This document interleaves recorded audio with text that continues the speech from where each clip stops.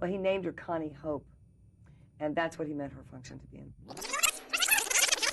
Woods provides sort of a breath of fresh air, doesn't it? Yeah. Well, he named her Connie Hope, and that's what he meant her function to be in the script.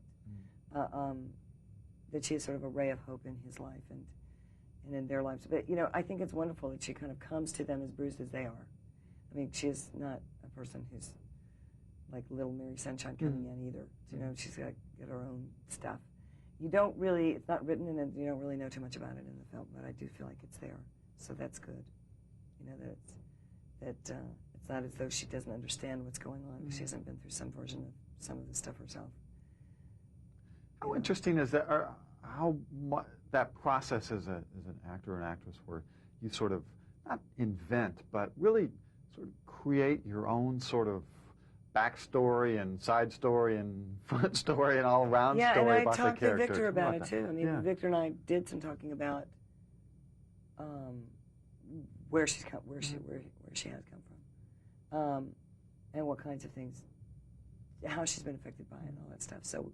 So yeah, some of it is personal, and you just talk about it, and some of it is stuff that Victor and I actually discussed. How collaborative was the effort? I mean, was he open Usually, to? Victor, I would describe as being hungry for whatever information anybody has. I mean, he believes that you'll talk to him. He'll talk about the film gods.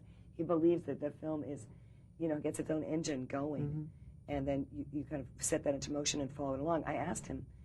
I said, you know, you've got to be so confident. You don't seem like somebody who's confident. He comes across as being a very humble person. And yet what kind of confidence it must take to operate the camera, direct, write, sort of he pulled together the money initially. I mean, he does everything. That's pretty controlling, right? You'd think that would be a pretty arrogant, confident, sort of controlling person that would do all of those things. Or an auteur, right? He doesn't think of himself as being confident and doesn't come across that way. And I asked him, well, how could he do this without being that way? And he said that, you know, you just have to kind of believe in the film gods and just kind of get it in motion, and then it has its own life, and then you kind of just try to follow it along. And that's why he could afford to do it without having a lot of confidence, because you just kind of, and I said, well, then you have to have faith. That means, because he denies having faith. And I said, you know, particularly in the film gods. And I said, well, then you must have some sort of faith that things are going to work out, and he can't really admit to that either. Very interesting man.